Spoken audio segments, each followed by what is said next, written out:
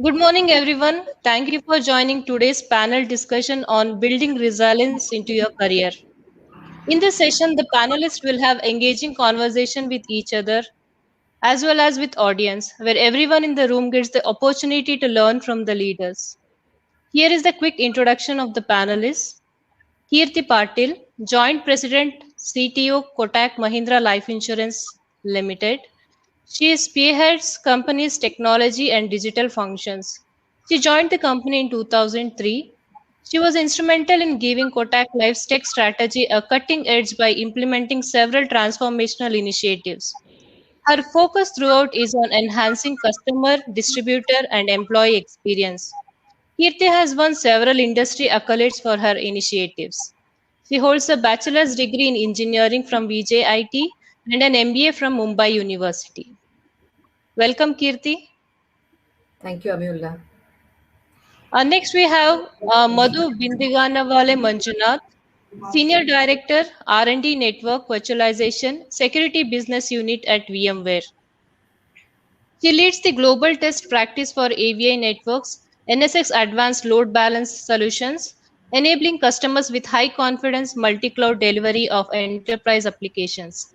For past 26 years, she has held global engineering leadership positions at NetApp, RSA, EMC, I2 Technologies, and has received multiple awards for her relentless pursuit of quality. Welcome, Madhu. Thank you, Amelia, and greetings, everybody. Next, we have Geeta Gurnani, Countryhead, Modern Workplace, Microsoft.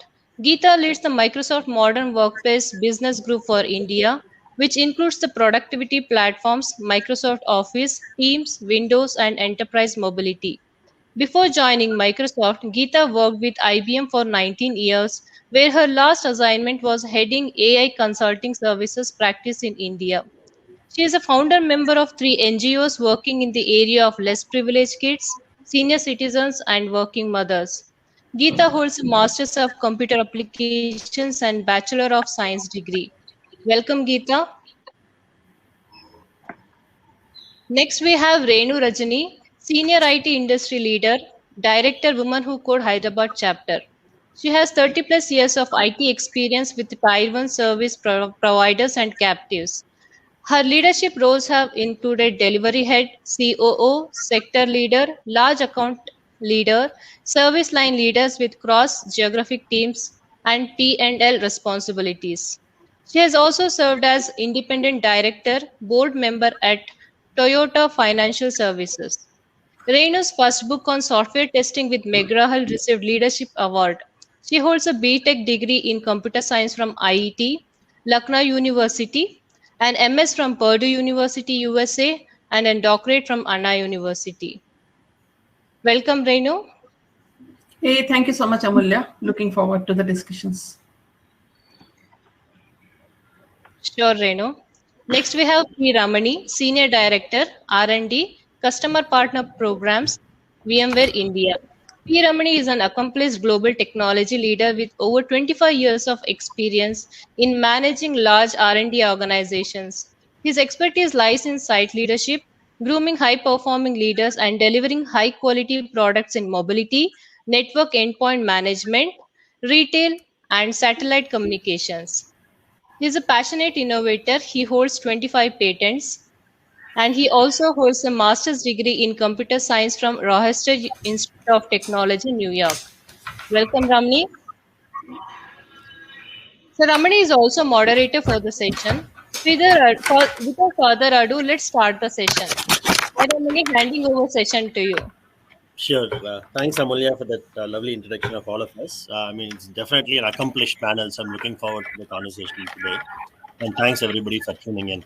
So before I start the conversation, let me take a minute to kind of define what we mean by career resiliency. Right? So if you take the dictionary word for resiliency, it's about the ability to cope and persevere in times of stress and change. Right? But if you put it in our context, what we mean is, it's about the ability to adjust and adapt to career changes as they occur.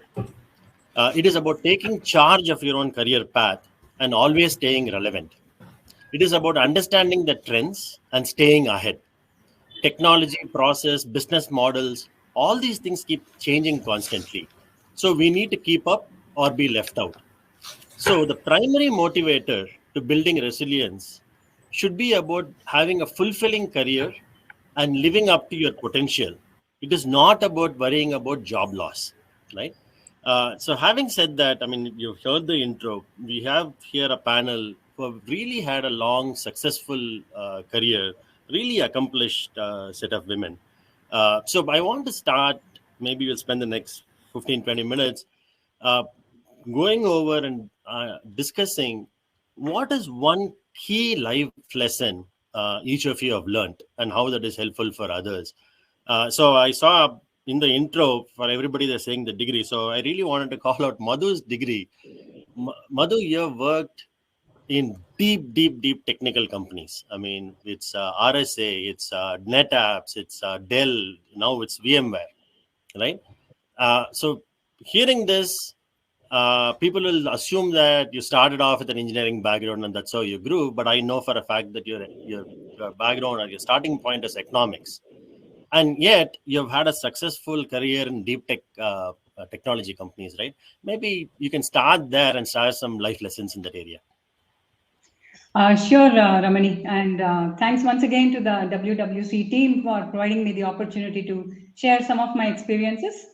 So I'll tell you all a story. So my story is about the fact that I didn't lose sight of the goal, despite starting in a different state than I preferred. So early on in my career, I had to battle stereotypical issues related to gender and had to let go of my desire to pursue engineering studies despite having good scores in my academics. Women were majorly perceived to be caregivers and homemakers, and that's what I was told, much to my anguished mind and grief that my dream was going to be unfulfilled. There was no way I could have argued with elders at that point in time. I respected and trusted their decisions. And now, when I look back, I realize that I should have had my voice heard. I ended up pursuing a bachelor's degree in humanities and studied BA honors in economics with mathematics and statistics as electives. That was the closest I could get to an engineering program. Additionally, I studied French and continued to pursue Hindustani classical music. Coming from a family of musicians, music was all over the place and I learned it right from when I was a kid. So post my graduation, I joined my parents who were in Algeria at that point of time, that's North Africa, and I was there for a couple of years, and that was supposed to be our family time together before I get married. I was working pro bono in my father's office, generously helping folks with my French knowledge and helping them with free French translations. And given my flair for learning languages and my fascination for singing, I also picked up the local Arabic rhyme music and gave up to 10 public performances to a crowd of 40,000 people during Ramzan, which they call as Ramadan, along with the lead Algerian musicians like Abdurrahman Jalti, Sheb Mami, etc. For those of you who would have heard the song Desert Rose, that's sung by Sheb Mami along with Bruce Springsteen. So you know what? I was quite a celebrity. And at that point in time, I was pondering that, hey, from dreaming to becoming an engineer, to studying economics and French and pursuing music, and now becoming an international music celebrity, what's going on? I wasn't sure as to where I was headed. And it was indeed an interesting turn of events. I continued to follow life as it came with still a ray of hope that, someday I will make a career in engineering. And after a couple of years in Algiers, we got back to India and I enrolled for a course in computers, the GNIIT program, and Masters in Economics via distance learning. And this is while my parents were looking for a groom for me to get married. And eventually I got married, continued my studies. My husband and in-laws were extremely supportive of all my interests. And finally, and after that, amidst my studies, I also delivered my daughter, who is currently a very successful engineer working for McAfee in the US. And I finally saw light at the end of the tunnel when I got hired as an intern developer in a pharmaceutical software company. So this was indeed the proudest moment of my life. And after this, there has been no looking back. So my learnings from this story of mine, just to quote Martin Buber, right, who beautifully said, all journeys have secret destinations of which the traveler is unaware. So I think I'm able to very well relate to, where all I went and finally where I landed. And sometimes it makes sense to just flow with the tide when you don't have a choice till you flow into the mainstream naturally. The second point I would like to say is, always dream big and be ultra ambitious. Define a clear purpose in life and stick to that come what may. Do not give up. Sometimes it might just take longer and the roads could be windy or windy, but please do persist. And while it takes long, make the best of the opportunity that you have at hand. If life gave you lemons, makes the most delicious lemonade and enjoy and also share with others. Continue to inspire others. Look for learning in every situation. I'm sure there will be some learning or the other in every situation and leverage that to get back on track.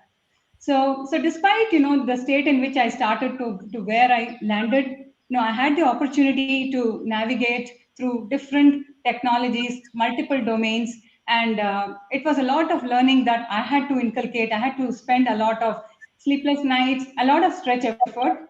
But Ramani, to your question, this is how I was able to navigate to this current state where I am today. Fantastic, Madhu. Yeah, I think talking backstage, right? I mean, even when you did the economics, your heart was close to engineering. The story you're telling me about how you took as many math courses as possible so that you are not straying away too much from your passion. Those were like some really call outs, right? So I think the reason why I wanted the story up is sometimes we think that, oh, I wanted to join computer science, but I only got ECE, or I didn't do this one particular course. These are not handicaps. The handicaps only in our mind. When somebody with an economics degree can work in deep tech companies and be successful, there is really no barrier excepting our own minds.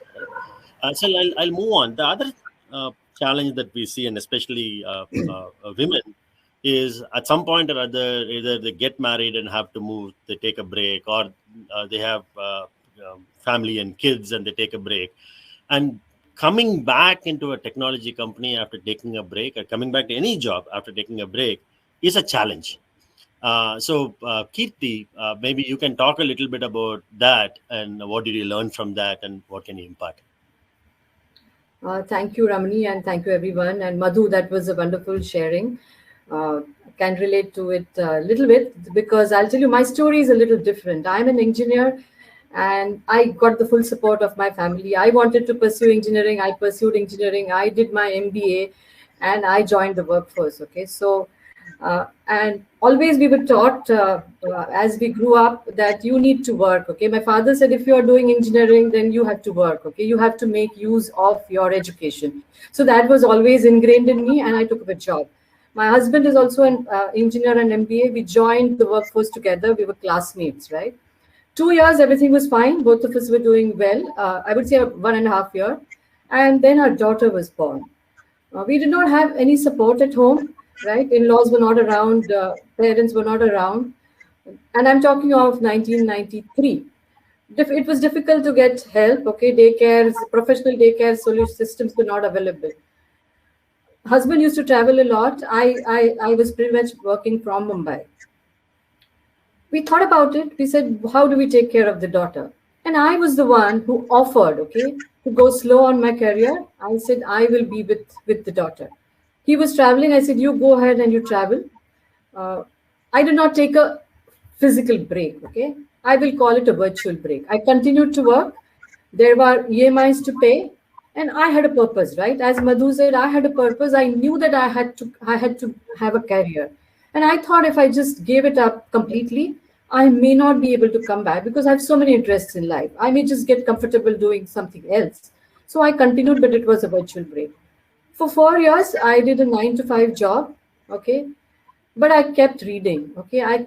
I remained relevant, okay? I used to interact a lot with my friends, my husband. At that time, it was the Google, internet, etc., but not there. But tried to remain relevant. And then I got a break. Okay? I got a break. I was offered a job to set up actually a captive technology center for an American semiconductor manufacturer. And that was a great opportunity. Okay, I don't think at that time these words, captive technology centers, were even known. It was a big, big risk. Okay, from a cushy 9-to-5 job where I could be home to spend time with the daughter when husband was traveling. I mean, I could have said, let me be here.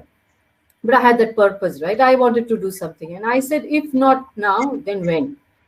But I was still worried, but I got excellent support from family, from my husband. He said, take the plunge. And I knew that when I joined, I would have to travel to China for of all places. Okay. And at that time, people did not travel to China as they did later. But I said, I will do that. Okay.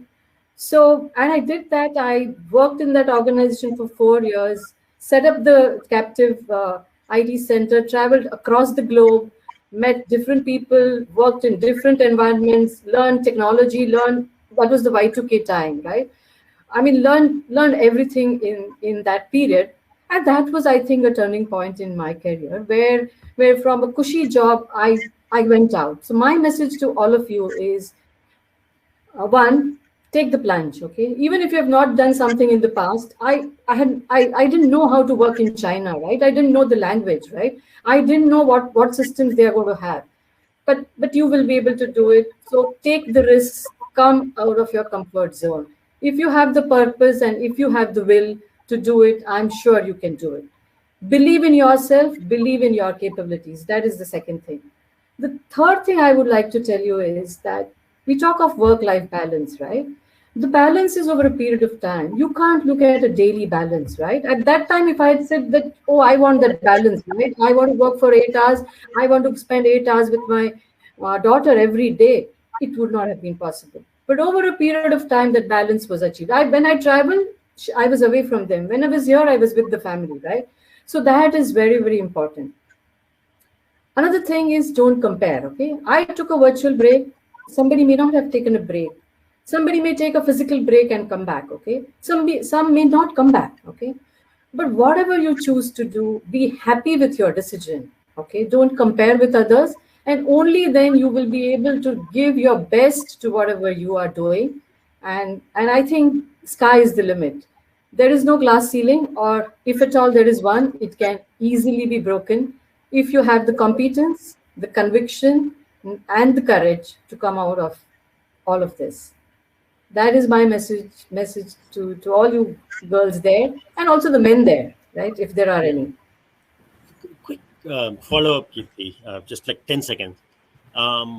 Was there any guilt associated with it, just by you doing it, especially kid was like small, you were taking a thing and you're leaving the kid and going, either on you yourself feeling it or people around you making you feel guilty? And how did you kind of overcome that? Yeah, so I was not guilty, and that is how we brought up our child, right? That mom or dad, and we said both of us, right? Both of us are traveling. We are going out for work, right? We are not going there to enjoy, okay? So therefore, we were not guilty. We did not make her feel that she's been neglected, okay? But yes, people around you do talk about it, okay?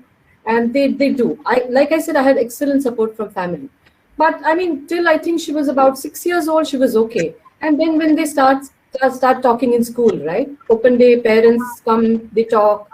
And then she said, Mama, why don't you leave your job and be at home? I said, why? So she said, because her mother is at home, his mother is at home. You are the only one who goes out, right? I mean, that pressure was there, but I did not feel guilty.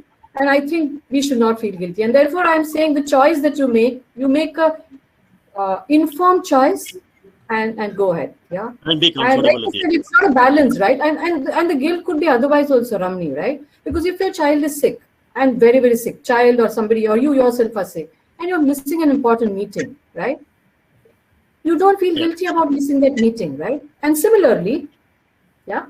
If you leave your child, I mean, if it's extreme situation, then you will decide, right? Right. Thanks, Kirti. So the other thing when you see a career of 20, 30 years, right? One of the challenges is going to be, not for everybody you're going to have a linear growth. Either by design, because you want to do something different, or sometimes the situation forces we may have to start somewhere and then pivot and go somewhere else. So Geeta, maybe you can share some stories around how you pivoted, and each of those pivots, what did that bring to you that is different? Sure, Ramani. And I think this is very insightful to hear from every leader here, that how they're sharing their stories of the life. See, I think I would talk about that. I have done many changes in my career, which is started as a technical person and then led to a completely sales role. But the major pivot of my career were three things. One, I think, purpose, as I call, and then passion and perseverance. I think I always led with these three P's as my biggest career life lessons, as I call them. That every stage I was moving, I was leading with this. And I think I would like to share the story with everybody that I actually was very fortunate to take very different kind of breaks in my career. So when my son was 9 months, I went to the organization and I said that I don't want to full-time quit, give me a part-time work. And we worked on an agreement of 15-day working and 15-day leave. So which was a very interesting thing, which I was supported as I came back from my maternity leave, and I asked for that support because I didn't want to stay out of the career for some time, but wanted a little bit time for my son. Around 2010, I think I felt I have a calling for social work, and I actually took a full 1 year sabbatical leave to go and establish two NGOs because I wasn't finding enough time to do that between my work and my family. That how do I go? But I have very strong calling for social, so I went there and I did that, right? So I think the career, no matter what stage you are, if you are very clear about the purpose with which you are leading, right? So I think for me, tech was the purpose of my life because at every stage I felt that through tech we can make a very big difference in the society, in the entire growth of our nation. Okay? And I'll probably cite one or two examples that how my career has moved with the growth in the country. So around 2010, I said, I want to do a lot more telecom because for me, the purpose was that telecom is really going to change the landscape of our country, how we operate, how we live, how we work, right? And that really happened. And I was very fortunate to do that.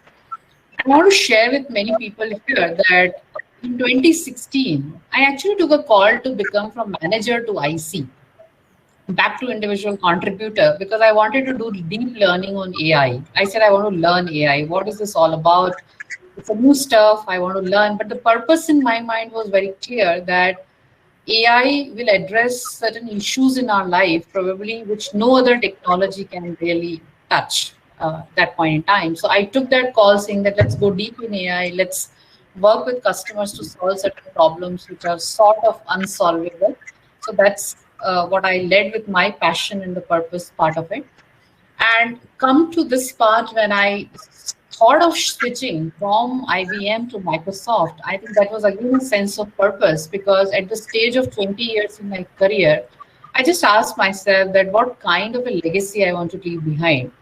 And I thought I want to leave behind a larger ecosystem legacy rather than me leading few things. And that's where I joined Microsoft because it's a technology platform company, works 100% with partners as an ecosystem. So I said, okay, let me work with this large ecosystem of partners where I'll be able to create a bigger legacy, a bigger purpose of solving the problems. But I think I also want to remind everybody that passion was critical, and the third pillar, which is perseverance, was very, very critical because these were major decisions and more complex businesses which I was aiming for every time.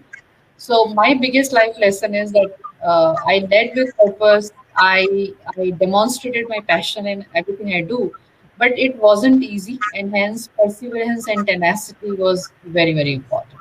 So those are a few call outs, Ramani, from my life lesson journey. Very nice, Geeta. Thank you.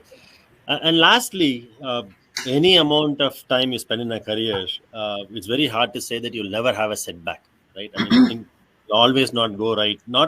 May not always be your fault, but things may not still go right. So how do you learn from that, and how do you kind of recover from that? I would like to hear from Renu what you have learned as a life lesson from these things. Hi, Ramani. Thanks, and it has been very inspiring hearing all of you.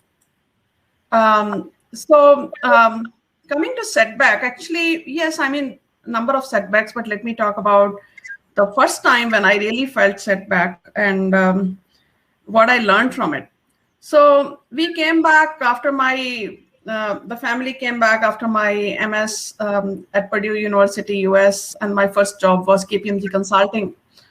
In 5 years, I was like going around the country, meeting CEOs and A to Z, finding a consulting assignment to executing it. So, and talk about any consulting area, management and IT consulting, I had kind of executed that. So it was year 2000 and itched to do something else, right? I mean, I was doing e-business consulting at that time, helping clients create e-business plans. So I thought, how about, being in an e-business company myself? And that was the time like you had this e-business boom. So I was itching to do something else.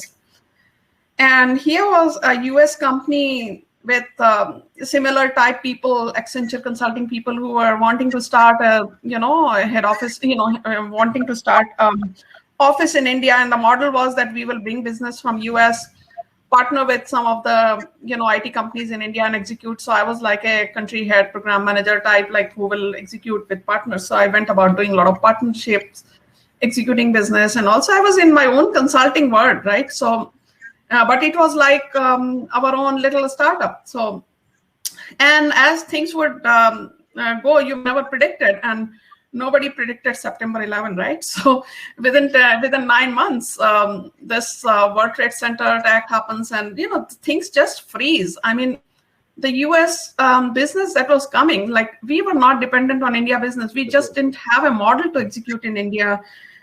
So we had just a little program management kind of center, and the whole business with US came to standstill. And people like me who used to specialize in all program management, I just felt not much is happening. And yeah, I was putting in all my best along with my team and executing existing assignments. But one fine day, and the way US companies do it, and I had never experienced it before, that's the first time I lost my job, right? So one fine day, I go in the morning to office, and late night from US time, I get a call saying, Renu, the funding situation doesn't look good. And they called auditor also, we are deciding to fold our India unit. And, I really felt like it was a nightmare. I mean, I came home literally shattered, and, half the time I was depressed, and it was like a shock that it happened too soon, and like I could not cope. I really felt like 10 months was like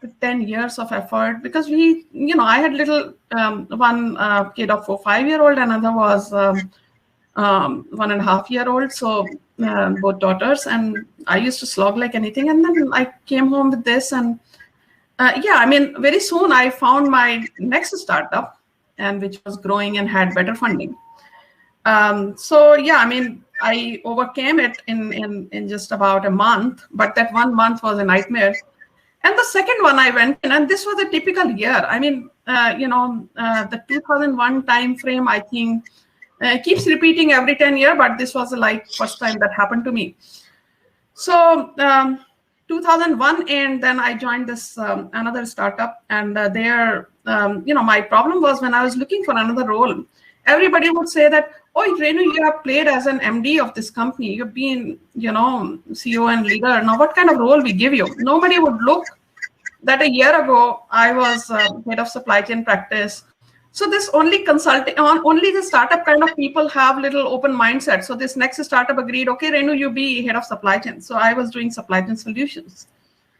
And within 3 months of just when I had come up with all this solution offering and trying to do our first 1 or 2 assignments, then this company had met, the leadership had met, and they said, okay, what is our model? And they rethought the model.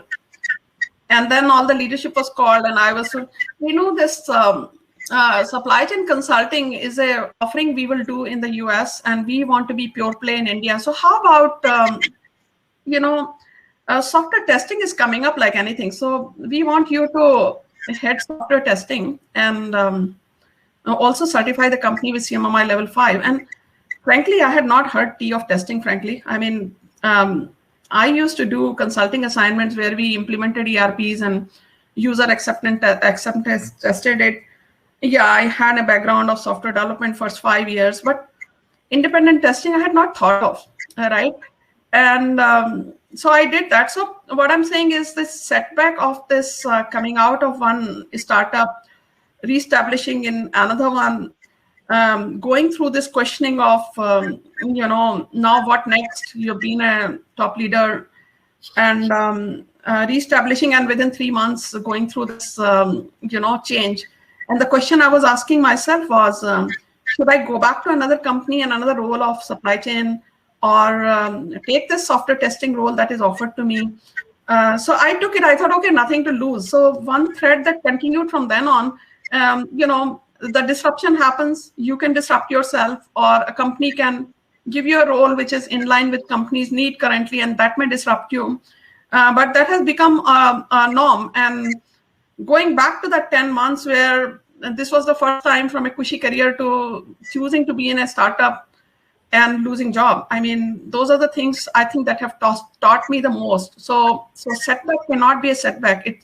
The failures teach you more than a normal BAU career will teach you. So those have been the learnings. And if I have to look at my vivid memories of some salient time frame in my career, those are the things that kind of first occurred to me, that what that 1 month was like for me.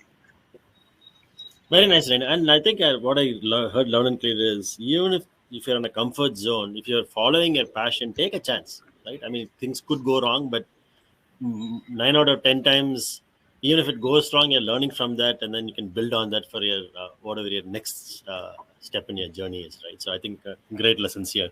Sorry, I want to switch gears a little bit, so I can leave a little bit of time for Q&A. So here, the second section, I'm trying to organize it around different stages of the career, right? So if you look at a career of, say, 25, 30 years, it's not a sprint, it's a marathon. So to do a marathon, you kind of have to build up your strength over time so that you can reach your end goal, right? So let's start with, I think we have students in the audience, or probably people in early career, 1 to 3, 4 years, right? So as an early career, Madhu, what are some foundational things they need to get right so that they're setting themselves for a good growth path? Sure, Ramani. I'll quickly tell another story from my own life, and then I think we can connect the dots. So as I mentioned earlier, there was no looking back once I stepped into the IT industry, and I had to obviously make up for the lost time. I accepted all the opportunities that came my way and never said no to anything. I also scouted to find the relevant opportunities to showcase my talents in addition to my day job, and this really helped accelerate my career. So as an intern, I volunteered myself to a critical project that was key for the company, as they were to expand their footprint in the French pharmaceutical industry. The need of the hour was to build a working product demo, come prototype, localized in French. I overheard the conversation between the general manager of the company and the development manager. They weren't really sure as to how to go about this. This was a great opportunity that had come by.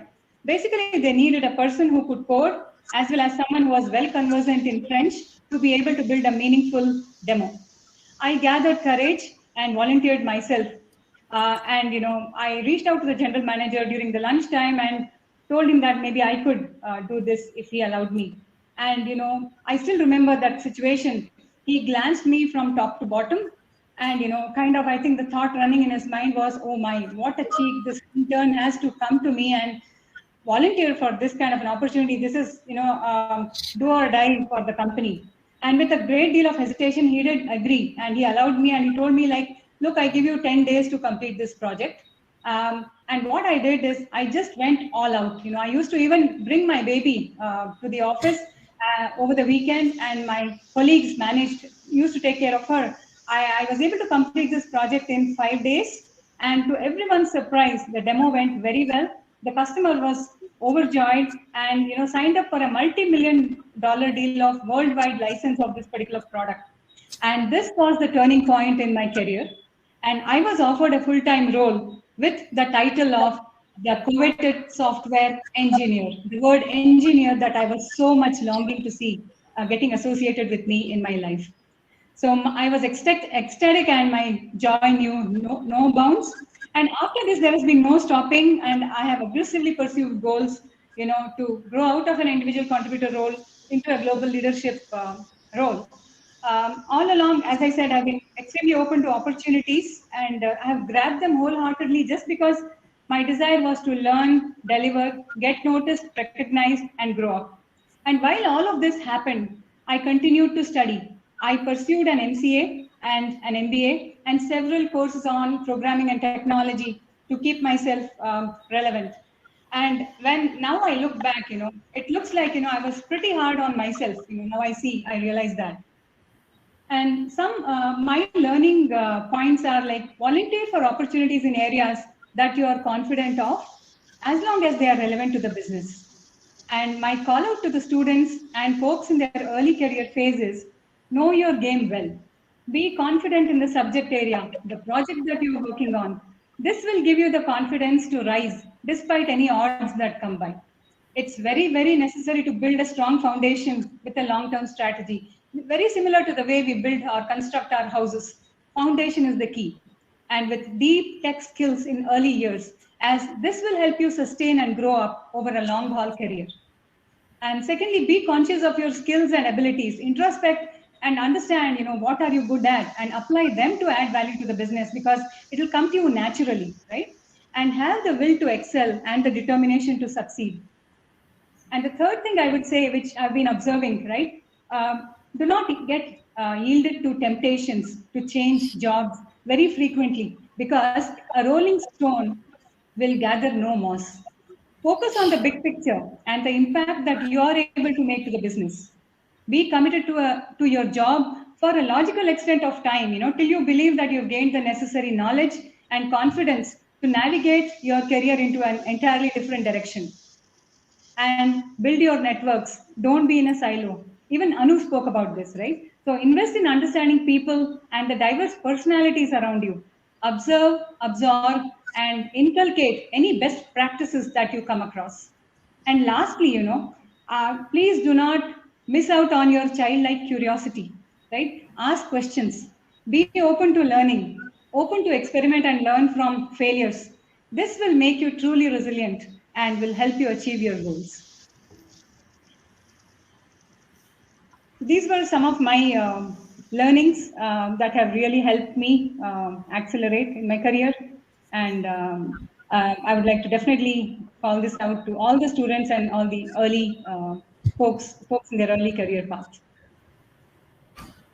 Madhu, fantastic set of things you have outlined here. Clearly, curiosity, building the depth, not getting carried away and just jumping every 6 months. All these are very, very key if you're laying a solid foundation for your trajectory growth in the later years, right? So once we get past the stage, okay, now I've built some skills. I know how to develop or deliver products or whatever industry I'm in. I'm considered a lead. I can kind of do things on my own. What next? I mean, have I arrived, or what do I do after this? So Geeta, maybe you can pick up from this and maybe cover like 4 to 8 years, 9 years. What other things should I be looking at? Yeah, sure. And I think I was also following up the conversations which are happening on the stage, where people are asking these questions, which are getting into the stage from 4 years to 8 years. When you are having the family there, then you also have tested sort of your entry points, which means wherever you have entered, are you liking it, you are not liking it, or how does it go, right?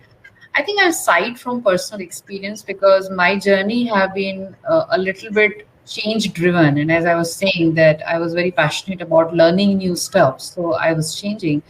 I think 4 to 8 years, and for that matter, I think throughout the career, but maybe a risk is little lesser when you are at that stage. I think you should evaluate if you are finding your passion somewhere else. And for me, the case was that I started as a technical developer, as a profile, right, fresh out of the MCA college. And I think from 3 years somewhere, I figured out that probably I'm better at communicating when it comes in the client conversation. So whenever we used to go for a client project conversation, I started to lay out few stuff where my management also thought that actually I'm better when I'm leading the conversation versus going deep tech. And I decided to switch the career to pre-sales, which was very much tech but at the same time, a sales flavor that you are persuading customers in doing that. And that's a risk actually I took at the career stage of 4 years almost, where I said I'm quitting development and I'm coming to the pre-sales. And trust me, at that point in time, it felt like a very big decision, because I think the IT and development was at its peak at that point in time. Everybody wanted to be developer, right? But I think the risk paid, because that's where I felt my strength was, that I was doing that part of it. And then gradually, I also, around the 8 to 9 years of the career, when I did a lot of tech and the pre-sales part of it, I felt that probably I find new areas very fascinating in technology. I really like the new areas. So I actually switched gears and I said, okay, let me get into the business development of the new technology, which was coming up that time, which is, let's say, the big datas of the world, and mobility was very new at that point in time, that how people will get into the mobile. So I think I took that decision on that career around 10 years, that I want to get into business development and don't want to stay as a pre-sales tech person. And again, I think that worked well. So my advice or my experience, what I can speak is that in those stages of your career, do think about that, what is your strength. Okay.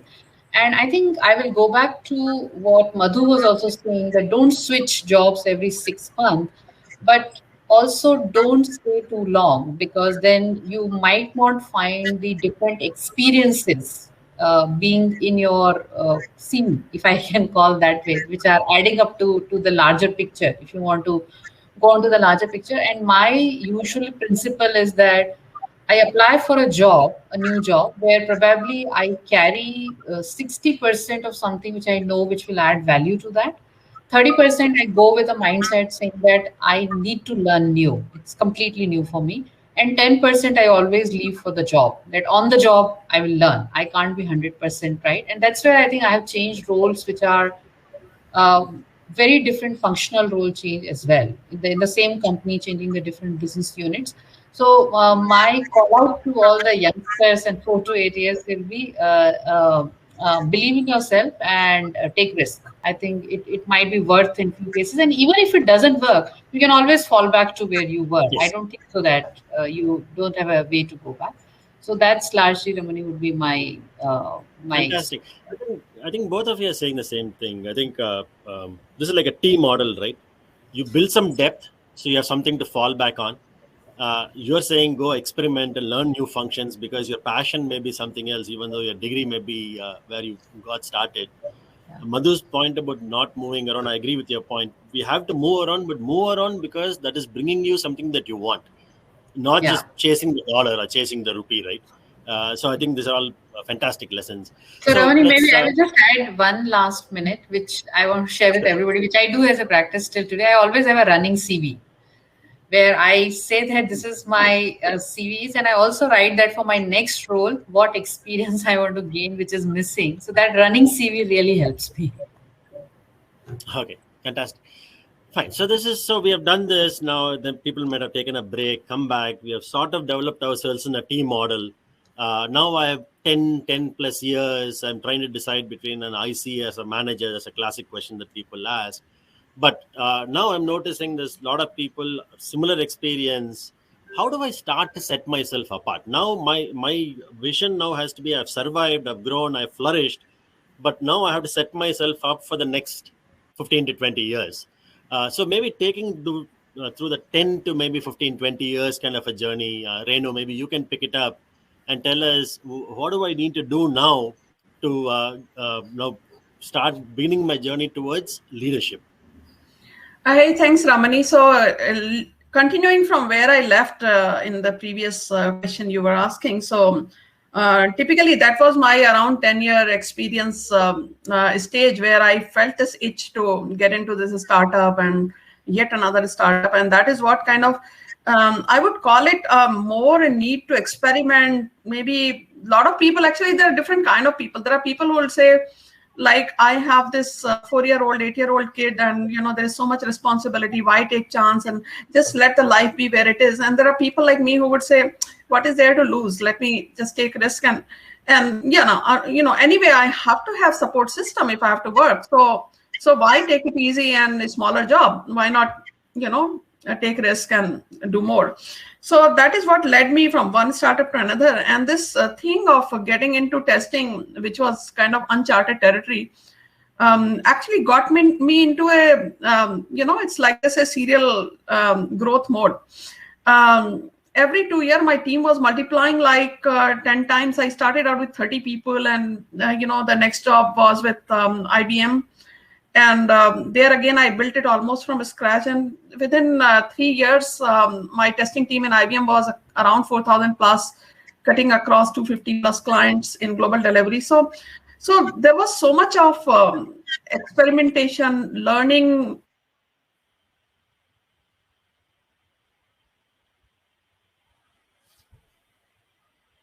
What all one does at that stage, and I'm taking some live examples of what all I did. So I started out in this role, built a horizontal, grew the numbers, but then I was building a model called factory model. So this was like a new in the industry, and I was the one who went and fetched the new deal in a new model of outcome-based pricing, and customer said, who will deliver it? So my leadership easily said, Renu will deliver it. So I move on from a horizontal role to a vertical role, go set it up and lead it. And that got into a lot of nightmare in the sense that this whole, it's a turnaround deal, right? Because you have offered a lot of transformational, levers in that deal. And customer was continuously after us. And there are so many processes and financial levers to pull within IBM and all that. So all that was going on. And I realized that unknowingly, by putting myself in this role, I had gathered met all the requirements that you need for a professional development level 5 of delivery executive, which is a huge thing in IBM, like, going through that professional development framework. So I had done the learning, had that experience, and I went and certified myself. It wasn't so difficult for me as it was for others because I had gained that experience, right? So that is what was going on. And then finally, like in IBM, there were a lot of opportunities to take rotations. And one could take rotations which are very, very drastic. There are people who will take rotations within their area of comfort. Here I said 5 years in business services, and I want to do something in infrastructure services. And cloud and infra was kind of a new thing in those years. Now, imagine having done it, say, 12 years back. So I said, I want to be in global technology services. And it was a different career path, pretty different kind of unit, but I ventured into that. And that is paying me off even today. So taking those kind of rotations and then serving in professional associations. One fine day I was attending a lecture and speaker didn't turn up. So people are looking, okay, who can come on the spot and share experience? And I just went and shared my experience. And then a lot of people started asking, come in my association, serve in this committee and all that. So that started happening very naturally. And I thought that, okay, this is a great way to build networks. So you build networks, you volunteer. So, and then talking about when you move from one area to other, say business services to infrastructure, you need to certify yourself in ITIL. You get into testing, you certify yourself with CST. So each of these experimentation led me to do some certification, new learning. So net, what all is happening at 10 plus year level, your ability, your interest to experiment different things, ability to take risk, do cross-sectional rotations and, gather cross-functional learning and certify yourself, serve in communities, build your networks. And then finally, I would say IBM had this thing called Women Leadership Program. So top 30 women at GBS were made part of a 2-year mentoring program. And then you were assigned a sponsor and your progress was tracked. Every single leadership position came up. They would look at the women leadership slate and slot you in a right role. And that's the time when I made a move to the technology services and it was supported. So making the moves which are unconventional, get you out of your comfort zone and being part of this women leadership program. So all these were the things that were kind of preparing me for a larger leadership role.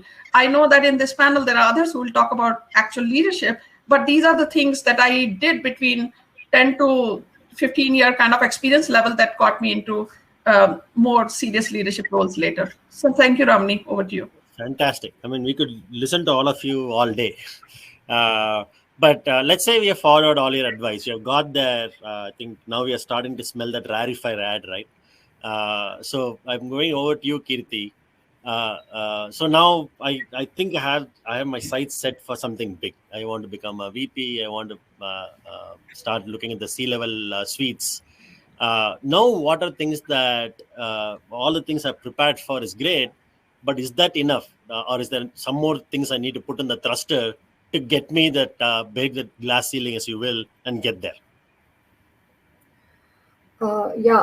Absolutely. So I think what Madhu, Geeta, Renu have said, we all should do this, right? To be able to reach that stage where either we become a leader or we are ready to take up the leadership position. See, today, if you ask me, Ramani, that it is all of us will educate our daughters, right? They will take up jobs, right? They will definitely do 4 to 8 years, 8 to 10 years. And we see from the data also tells us that, but then there are drop-offs, okay? That the drop-offs happen, and there are very few women leaders. And why does that happen, okay? I'll talk both from the employer point of view, who create these leaders, and also from the women or the leaders themselves, right? So traditional leadership styles have really been very, very authoritative or directive or masculine, right? And general perception is that, that women believe in more participative and collaborative approach. And I think this dichotomy needs to be addressed. Okay, so the perception needs to be broken. And for me, leadership trait is a leadership trait. Okay, it is not about gender. A woman could be aggressive, a man could be compassionate, right? And each his own. So you should carry your own style, okay, and just be able to lead. Okay, that is very important. So for the women, the message is that in order to lead, you don't have to behave like a man. If you want to behave like a man, so be it, right? But you need to demonstrate that you can lead. Yeah, that is the first thing that I want to say here. So the perception needs to be broken. 2 is, see, so long as you are in your journey, right? You are either an individual contributor, so you are working on your skills, right? Or in smaller teams, maybe you are working with a male boss or a male colleague, right? But those are different dynamics. As leaders, okay, you will work with other leaders, okay, other VPs, other CXOs. More often than not, they would be males, right? So how do you build that equation with them is very important, right? And your networking skills, your ability to influence is absolutely, absolutely important.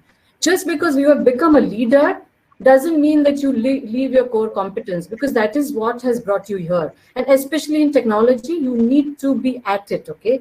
While I completely agree with what has been said earlier, written by Geeta also on the chat messages, that you need to show empathy, collaboration, networking, but without the core knowledge, you will be on shaky ground. Your foundation still has to remain very strong. So how do we network? Okay, so network with colleagues, it will be difficult, right? Because there may be at the water cooler or in the cafeteria or in cocktail parties, men will all get together. You will have to break that barrier and will have to start building those bridges. Okay. Yeah, in many conversations, right, between meetings, people will invariably talk about cricket. Okay, right. And fortunately for me, I have been a cricket fan, right? And I could manage. And then I said that, people just move towards football. So I said, I need to understand enough football. I started watching football just to be able to converse and to be amongst them, right? Because you need these opportunities to be able to network and to be able to influence. You need to be able to show that you have a vision and a strategy, right? For the ability to lead. And like Madhu said, I think Geeta, Renu, everybody said, look at those opportunities where you're able to show that you can think and you can lead. Okay. The third thing is, you should have the ability to crack deals. Okay. Don't hesitate. It is not, nothing is a man's world. You might not have done it in the past. Okay. As leaders, if you need to get, and most of you are from tech, right? If you get a customer facing role, as Geeta said, please grab that role. Okay. Get into cracking deals. Okay. it's not only about technology, right? It is beyond technology. Show empathy towards your team and show empathy towards yourself as well, right? Be empathetic to yourself, right? Give yourself time, learn the art, and I think there is absolutely no glass ceiling. There will be people who will pass comments, who will pass judgments, will pull you down, right? You will get dejected perhaps, right? Look for role models, and you have beautiful role models here. Madhu, Geeta, Renu, all of them are great role models, right? Look up to them. If they have done it, then so can we, right? I Fantastic, think Kirti. that is my message. Thank you. We have about 4 minutes left. I think the panel has been busy answering all the questions too. So I'll do a quick buzzer round. Any of you can put up an answer. We have only 4 minutes left. I want to take some of the standard microaggressions that women face at work, and that this also, if you can't ignore it, because we ignore it, this is also going to kind of affect your career. So how do you handle it? So I want some examples from you, quick 20-second, 30-second kind of a response from any of you. So one of the areas is, even in an area of expertise, people are skeptical when a woman speaks out. How do you handle that?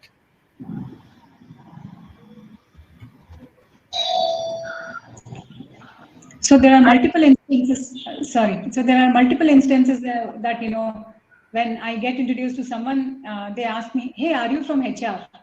That's the kind of question they ask me. Or are you from accounts background? So initially, I used to be polite and I used to really tell what I do. But subsequently, I started asking them, "Where do you see it written? Do you see it written on my forehead anywhere here?"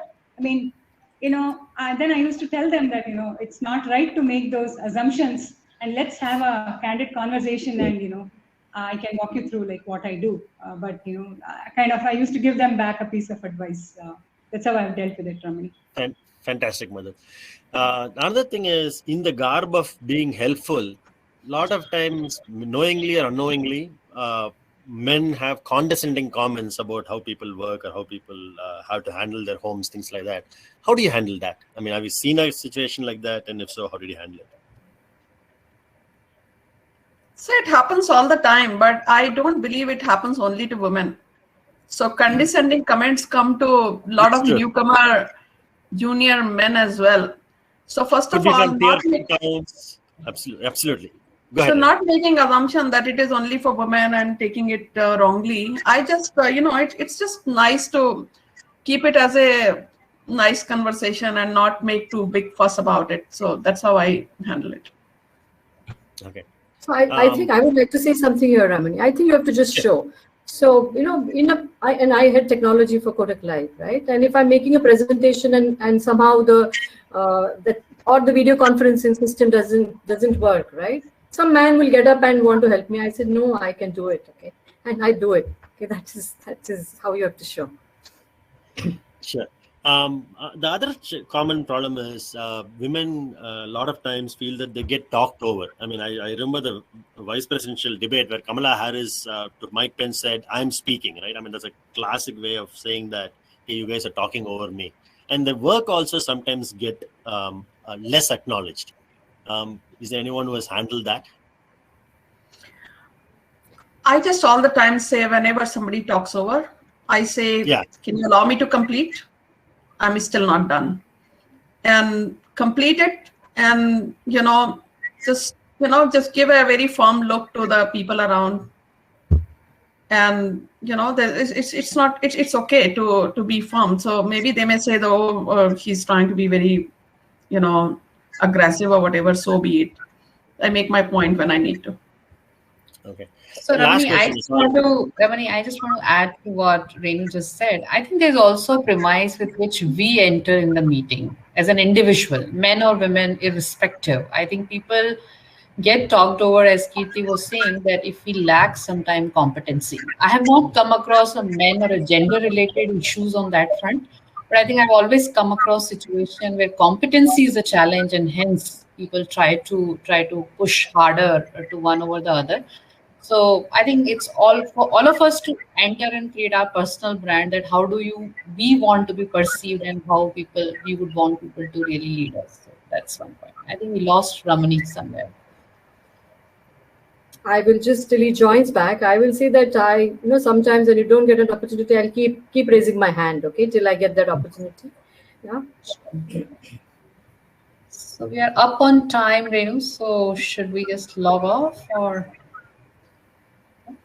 So I think we can just wrap up with few lines. I would like to say that we talked about various career situations. On Ramani's back, we talked about various situations with which we start out and grow in career, and then we navigated through various stages in career. Sorry, my internet kind of And gave out Ramani, on for me. I you think to we wrap run up out of now. time. I really want to thank the panel. I mean, it's a fantastic discussion. I wish we had more time. Maybe some other day, some other stage, we'll continue from where we left off. But really, from the bottom of my heart, thank you. And hopefully the audience got a lot out of this. I certainly did. Thank you. Sure. Thank you, Thanks Ramani. so much. Thanks for the Thank you, opportunity. everyone. Pleasure talking. See you. Bye. Bye. Take care.